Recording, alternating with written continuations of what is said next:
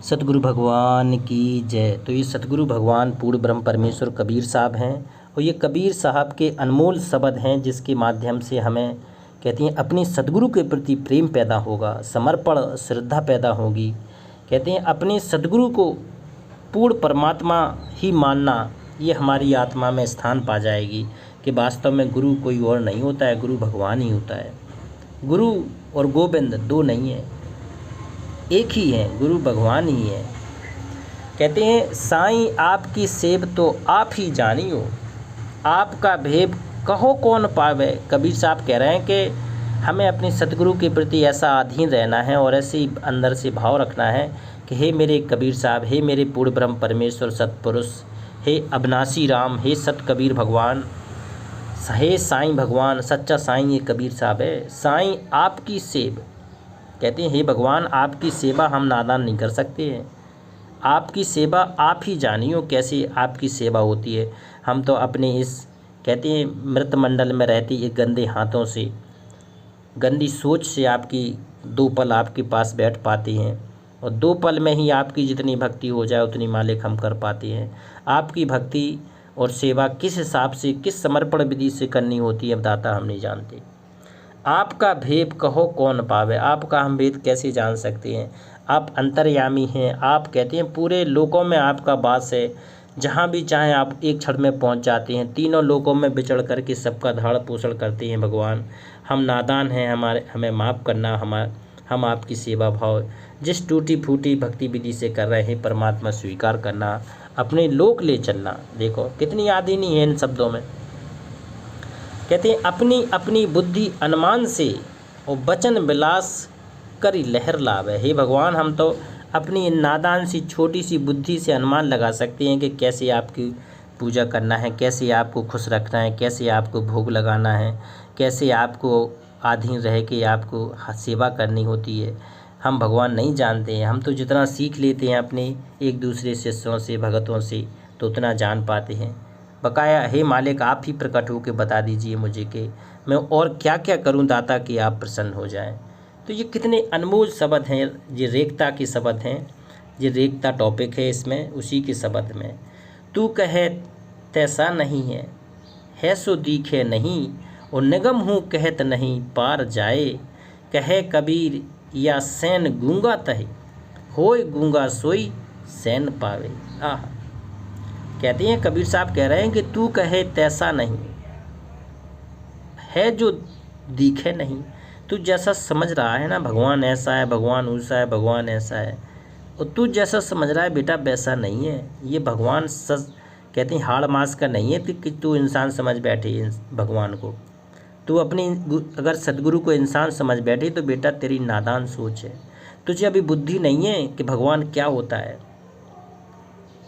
कहते हैं पानी से पैदा नहीं और श्वासा नहीं शरीर, अन्न आहार करता नहीं ताका नाम कबीर। हाड़ मास लहू ना मेरे, जाने कोई सतनाम उपासी, तारण तरण अभय पद दाता मैं हूँ कबीर अविनाशी। हाड़ मास नहीं है मेरा, मैं मनुष्य सदृश नहीं हूँ। दिखूंगा शब्द रूप में परमात्मा सतगुरु रूप में आते हैं तो दिखते हैं मनुष्य, लेकिन वो बहुत भगवान होते हैं।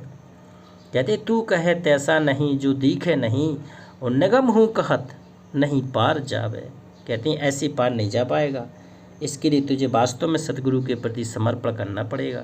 कहे कबीर या सैन गूंगा तय, गूंगा क्या होता है? बिल्कुल सैन होता है संकेत, जैसे गूंगा व्यक्ति होता है ना, सैन संकेत में बताता है ना कैसा है भगवान, कैसा है भगवान। तो जो वास्तव में भगत होगा, साधक होगा तो बिल्कुल गूंगा हो जाएगा।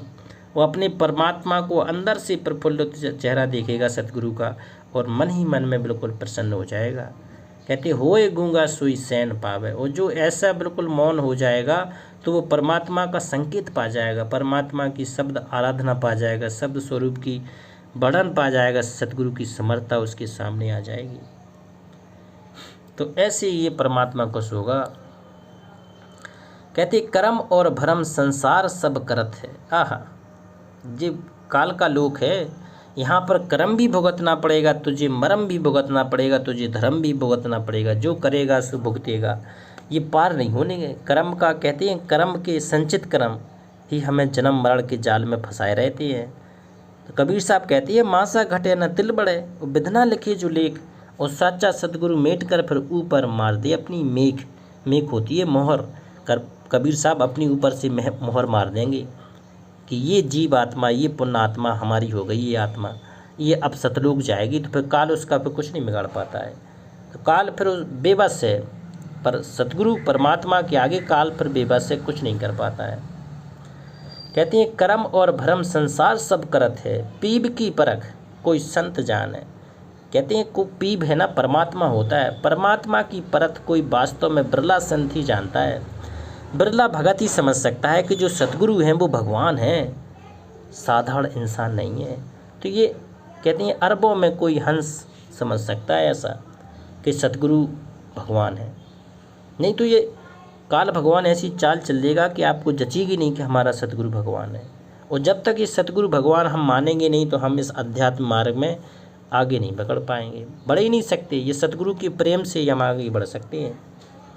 कहती हैं सुरत और निरत मन पवन को पकड़ कर, देखो ये चारों पदार्थ कबीर साहब ने बताया इकट्ठा करने होती हैं हमें सुमरन करने के लिए। सुरत निरत मन पवन, जब ये सतनाम का जाप करती हैं, 2 अक्षर का जाप करती हैं, अजपा जाप जिसे कि बोलते हैं, तो जब ये अजपा जाप होता है तो जी हमारी सुरत निरत मन पवन ये सारे एकत्र करने होते हैं उस 2 अक्षर पर। ये कबीर साहब ने पूरा भेद बता दिया है कि कैसे ये सुरत निरत मन पवन को पकड़ कर गंग और जमन के घाट आने। कहते हैं जो गंग और जमन जी इड़ा पिंगला है ना, इन पे ध्यान लगाना होता है। गंग और जमन के घाट आने, और 5 को नाथ, देखो 5 को नाथ करी 7 सो लिया। 5 कौन है? काम क्रोध लोभ मोह अहंकार। कहते हैं जब तू ये सुमरन करेगा ना, जब तू अजप्पा जाप का सुमरन करेगा तो जी काम क्रोध लोभ मोह अहंकार तुझे और ज़्यादा उलझाएंगे। काम सताएगा, काम वासना बहुत सताएगी आपको, आप भक्ति पर बैठ नहीं पाएंगे, आप एकाग्र मन चित्त कर नहीं पाएंगे। ये काल का जाल होता है, सबसे ज़्यादा काम वासना ही सताती है भक्ति में। काम क्रोध आएगा, बार बार क्रोध आएगा, लोभ आएगा धन दौलत का, मोह संतान के प्रति पत्नी के प्रति अटूट मोह जागेगा, काम क्रोध लोभ मोह अहंकार भी जागेगा, थोड़ी सी भी संपन्नता पे अपने आप को फूला नहीं समाएगा। तो कबीर साहब कहते हैं बेटा 5 को नाथ कर, इन 5 को तुम्हें रोकना पड़ेगा, नाथना पड़ेगा, डांटना पड़ेगा। 7 सोहूं लिया अधर दरियाब का सुख माने, फिर वो पूर्ण ब्रह्म परमेश्वर कबीर साहब कि सतलोक का सुख मानने के लिए तैयार हो जाओ। कहे कबीर सोई संत निर्भय धरा, आहा कबीर साहब कहते हैं कि वो ही निर्भय संत है, वो ही सच्चा संत है, उससे बड़ा कोई संत नहीं है। जो जन्म और मरण का भ्रम महान है, जो बिल्कुल समझ जाए कि जन्म मरण के चक्र में हम फंसे हैं और एक शरीर छूट जाएगा, ये शरीर का चूल्हा है, ये मिट्टी का चूल्हा, जब मर जाएंगे तो ये तो यहीं पड़ा रह जाएगा, लेकिन जाएगी तेरी आत्मा और फिर तुझे इसी चक्र में जन्म मरण में आना पड़ेगा। तो कहते हैं मानुष जन्म दुर्लभ है, ये मिले ना बारंबार, और तरवर से पत्ता टूट गिरे फिर बहुत ना लगता डार। तो इस मानुष जन्म का केवल लक्ष्य है इस मृत मंडल से, इस काल के जाल से मुक्ति पाके 84 योनियों से जन्म मरण के चक्र से हम पूर्ण हमेशा के लिए सतलोक चले जाएं सतगुरु के साथ में। तो ये सबसे बड़ा है। एक और देखते हैं, गंग उल्टी घड़ी जमुन बासा करो और पलट पंच तीरथ पाप जावे, आहा नीर निर्मल तहाँ रैन दिन झरत है, और निहाय जो बहुरी भव सिंध ना आवे, फिर बोरे तहाँ बुद्धि की नाश है और बाज के झपट में सिंध नाही। आहा ये कितने गहरे गहरे शब्द हैं, ये सामान नहीं समझ सकता था कोई। कहे कबीर उस जुक्ति को गाहेगा, जन्म की मरण तब अंत पाई। देखो पूरा का पूरा ये बहुत गूढ़ रहस्य है, इसलिए इनको गाने बजाने के लिए शब्द नहीं है, ये हंसने के शब्द नहीं है, ये रोने के शब्द है। ये परमात्मा को याद कर कर के रोने का समय है कि हे भगवान हमें इस जन्म मरण के जाल से निकालो। गंग की उल्टी घड़ी जमन बास करो और पलट पंच तीर्थ पाप जावे। देखो तीर्थ यात्रा का विरोध कर रहे हैं, कहते हैं तू तीर्थ यात्रा पे तो जा रहा है, लेकिन तेरे जो 5 है ना काम क्रोध लोभ अहंकार ये तो तेरे कम नहीं हो रहे, इसलिए गंगा यमुना वाली भक्ति कर ले, सतनाम वाली भक्ति कर ले। जो उल्टी श्वास उश्वास का जाप करो और वृथा श्वास मत खो, और ना जाने इस श्वास का फिर आवन हो कि ना हो। कहते हैं नीर निर्बल तहाँ रैन दिन झरत है, फिर वहाँ चले जाएगा। नीर होता है जल, जहाँ निर्मल जल झरता है, दिन और रात झरते हैं। कहते हैं वहाँ किसी चीज़ की कमी नहीं है, झरने बह रहे हैं, हर चीज़ के झरने वहाँ बह रहे हैं। नहाय सो बहर भव सिंध ना आवे। कहते हैं एक बार उस मानसरोवर नहा लेता है ना, फिर यहाँ बार बार इस मृत मंडल में, इस काल के 21 ब्रह्मांड में, ब्रह्मलोक में, देवलोक में यहाँ आने की ज़रूरत नहीं रह पड़ती है। उससे ऊपर परे लोकों में चले जाओगे। फिर बोरे नहीं बुद्धि को नाश है, आहा, और बाज के झपट में सिंध नाही। फिर तेरी ये बुद्धि का नाश हो जाएगा, तू बिल्कुल शांत हो जाएगा, तेरा मन भी बाज की तरह बिल्कुल फिर झपट्टा नहीं मारेगा। अभी क्या होता है, ये बाज की तरह झपट्टा मार देता है, एक जगह भक्ति में टिकने नहीं देता है, ये कुछ ना कुछ लगाए रहता है।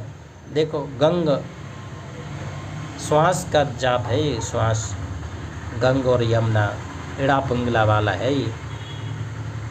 कहे कबीर उस युक्त को गहेगा, कह कबीर साहब कहते हैं जो उस युक्ति को गहेगा, जो सच्चा सतगुरु पहले तो खोजेगा, फिर श्वास का मंत्र का जाप करेगा, श्रुत नृत्य लगाएगा, मन पवन लगाएगा और सतगुरु के शब्द में प्रेम समर्पण से जुड़ जाएगा, वो सतलोक जाएगा। फिर जन्म मरण की मरण तब अंत पाई, फिर उसका जन्म मरण पूरी तरह से समाप्त हो जाएगा और वो सतलोक चला जाएगा। तो ये कबीर परमात्मा शब्द रूप में आज प्रकट हैं। कबीर साहब ये सत्य पुरुष प्रकट हैं, ये बंदी छोड़ प्रकट है, शब्द रूप में प्रकट है। तो उस पूर्ण ब्रह्म परमेश्वर कबीर साहब शब्द रूप की जयकारा करनी पड़ेगी, हमें उससे जुड़ना पड़ेगा, तब हम सतलोक जा पाएंगे। तो ये पूर्ण ब्रह्म परमेश्वर अविनाशी राम की एक बार जयकारा लगाते हैं, क्योंकि वही काल के जाल से निकालने वाला है। जब तक वो हमें नहीं ले जाएगा तब तक हम एक कदम नहीं जा पाएंगे। तो उस पूर्ण ब्रह्म परमेश्वर अविनाशी राम कबीर साहेब की जय।